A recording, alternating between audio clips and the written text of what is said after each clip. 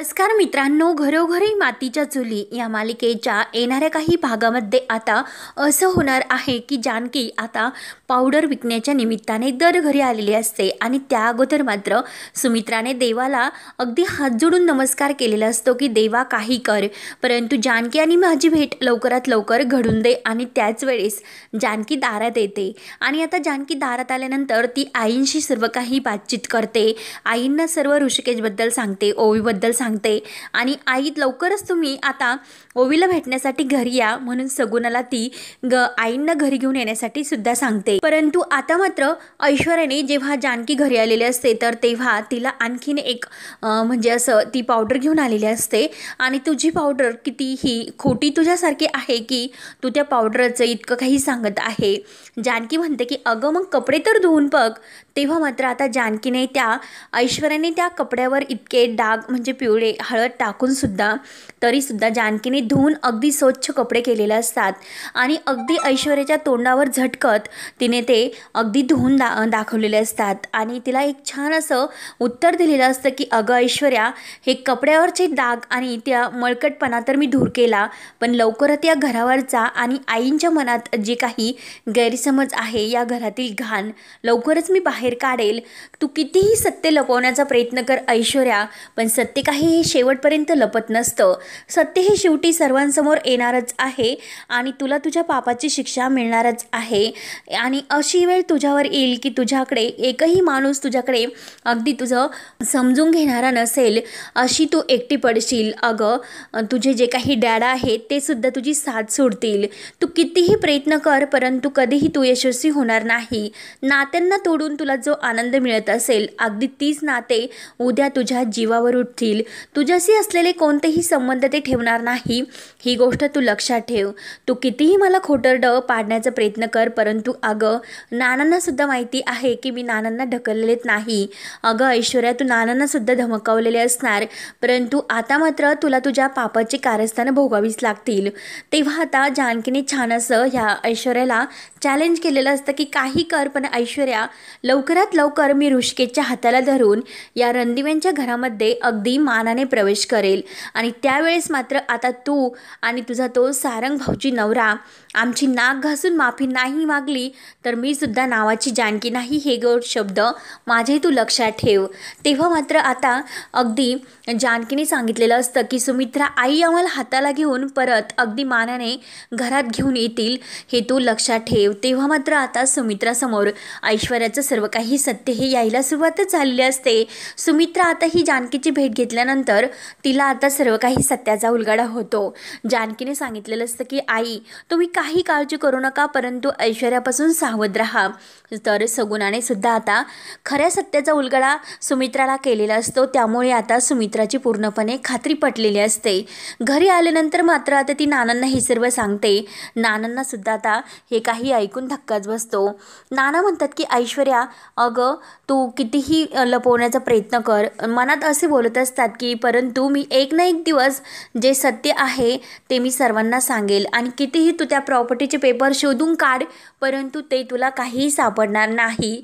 कारण देवघर ऑलरेडी तिकडे जानकी आणि ऋषिकेशच्या घरी आहे, त्यामुळे तू येथे अख्खं रणदिवे कुटुंबाचं जे घर आहे ते सर्व काही शोधून काढ, परंतु तुला ते पेपर्स काही मिळणार नाही. तेव्हा मात्र आता ऐश्वर्याचा अगदी जीव तिने पणाला लावलेला असतो की काही करून तिला ते प्रॉपर्टीचे पेपर्स मात्र मिळवायचे होते. कारण ते पेपर्स जर एकदा तिच्या हातात आले तर रणदिव्यांच्या घरामध्ये हक्क गाजू शकेल आणि सुमित्राला आपण आपल्या मुठीमध्ये ठेवू शकतो. आणि तो सारंग तो तर एक डिफेक्टिव्ह पीस आहे, त्याला कितीही असं थोडंसं जरी प्रेमाने आपल्या नाटकात ओढलं तर तो लगेच आपल्या हाताच्या बाहुलीवर नाचायला तयारच होत असतो. म्हणूनच ती तिची इच्छा असते, परंतु प्रॉपर्टीचे पेपर्स तिला काही केला मिळत नसतात. म्हणून आता जानकीने जे काही धंदा सुरू केलेला असतो तर त्यात मात्र आता जानकीला कसं तोंडावर पाडायचं आता मात्र ह्या ऐश्वर्याने प्लॅन आखलेला असतो. परंतु आता मात्र जेव्हा ती जानकीच्या त्या धंद्यामध्ये आडवी येणार असते, तिला काहीतरी नुकसान पोहोचवायचा ती प्रयत्न करणार असते. परंतु आता तिला हे माहिती नसतं की ऋषिकेशने आता आपल्या डॅडाची जिरवली आणि आता जर आपण जानकीला काही थोडं जरी असं त्रास देण्याचा प्रयत्न केला तर ऋषिकेश मात्र काही गै करणार नाही, हे तिला काही माहिती नसतं. कारण ऋषिकेशने आता ठरवलेलं असतं की तिने काही जरी केलं तरी मात्र आता तिला सोडायचं नाही. आतापर्यंत खूप काही झालं, एक चांगला माणूस म्हणून मी सर्व काही सहन करत आलो, स्वाभिमान स्वतःचा जपत आलो.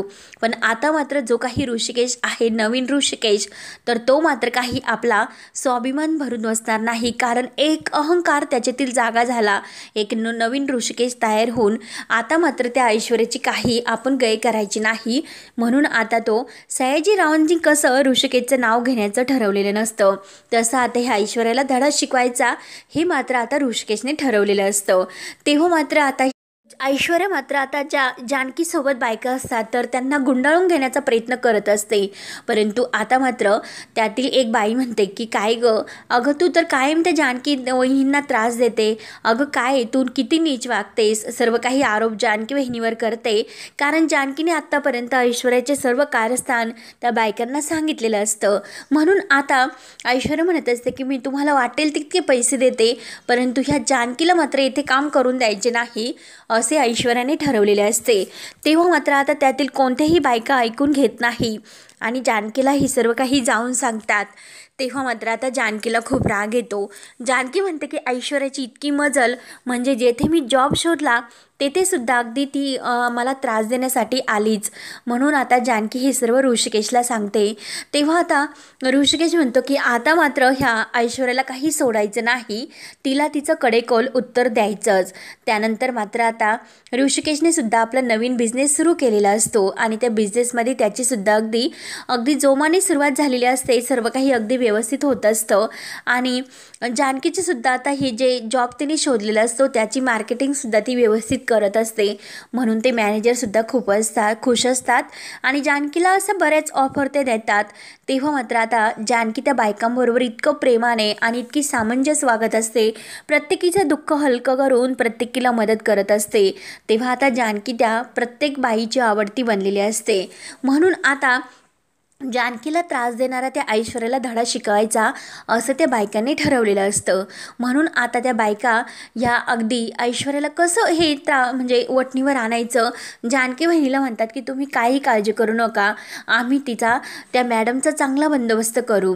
तेव्हा आता त्या घरी येतात आणि घरी येऊन म्हणतात की ती ऐश्वर्या मॅडम कुठे, तिला मात्र आम्ही काही सोडणार नाही, तिच्या तोंडाला काळं लावणार म्हणजे लावणार, आमच्या जानकी बहिणीला त्रास देते काय, तिला मात्र आता सोडायचं नाही असं मात्र आता त्या बायकांनी ठरवलेलं असतं.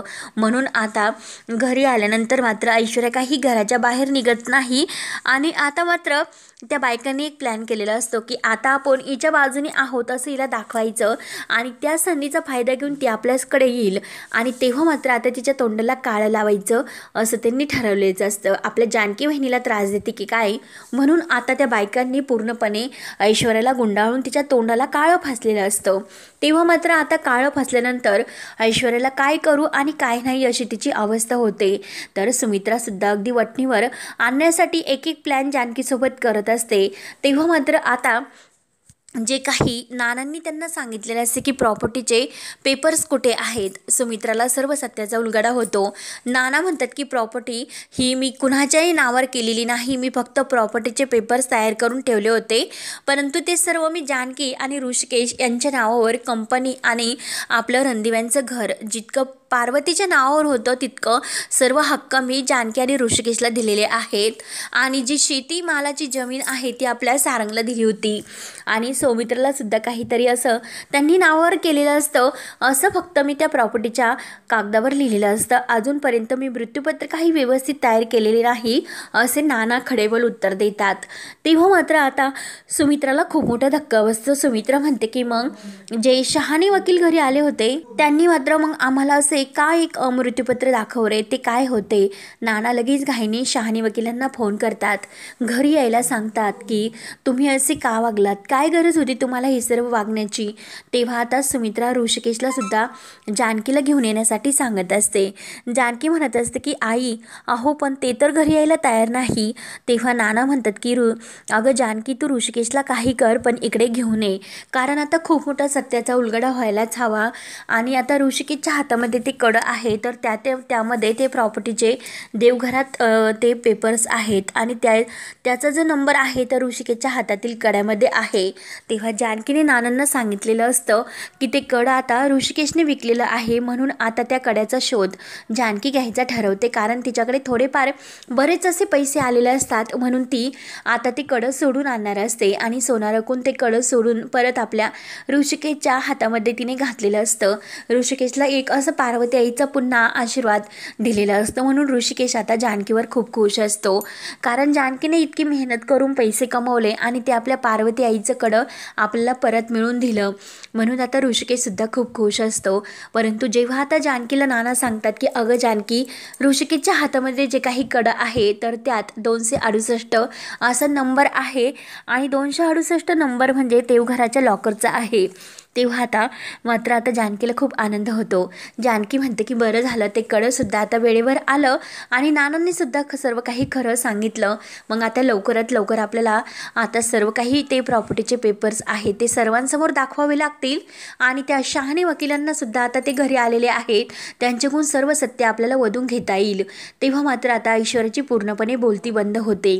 नक्की काय करू आणि काय नाही, कारण हा शहाणे वकील तर सर्वांना काही सांगेलच, परंतु त्या अगोदर मात्र त्या बायकांनी तिचं तोंड काळं केलेलं असतं, म्हणून तिला आता कुणासमोर यायची सुद्धा लाज वाटत असते. पण तरीसुद्धा घाईने ती घरात येते आणि आपला चेहरा धुवून काढते आणि आता शहाणे वकिलांना पाहिल्यानंतर तिला तर आणखीन मोठा धक्का बसतो.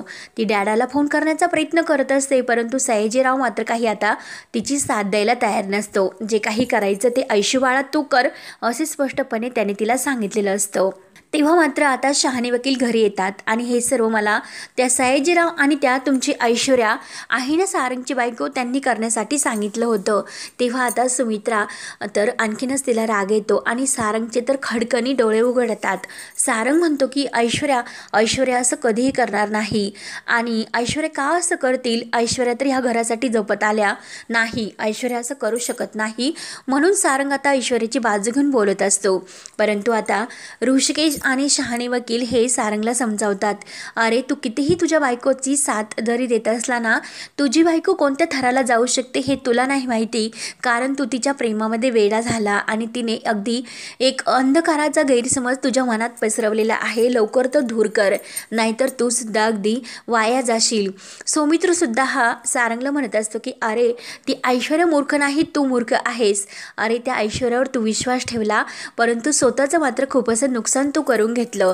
जे काही आहे ना आता बघ आमचे ऋषिकेश दादा आणि जानकी बहिणी कसे तोऱ्यात राहतात, मस्त स्वतःचं काहीतरी त्यांनी असं कमवून दाखवलं आणि तुम्ही तर स्वतःचं काही कमवलं नाही, परंतु नानांनी कमवलेल्या कंपनीला मात्र तुम्ही देशधडीला लावलं. म्हणजे अगदी कारभार हा सुरळीत चालू होता, पण एकही धड कारभार आता व्यवस्थित त्या कंपनीमध्ये काही होत नाही. म्हणून आता शहाणे वकिलांनी सांगितलेल्या सत्याने आणि जे काही जानकीच्या सत्याने आणि सर्व नानांच्या ह्या स्टेटमेंटने ऐश्वर्याचं खरे रूप आता सर्वांसमोर येतं आणि आता मानाने परत जानकी आणि ऋषिकेश परत घरी हे अगदी थाटामाटात येतात. अगदी त्यांचा छान असा गृहप्रवेश सुमित्रा करणार असते आणि मानाने परत त्यांची माफी मागून त्यांना घरी घेऊन येणार असते. तेव्हा आता पुढे काय काय होत राहणार हे पाहण्यासाठी आपल्या चॅनलला नक्की सबस्क्राईब करत राहा. धन्यवाद.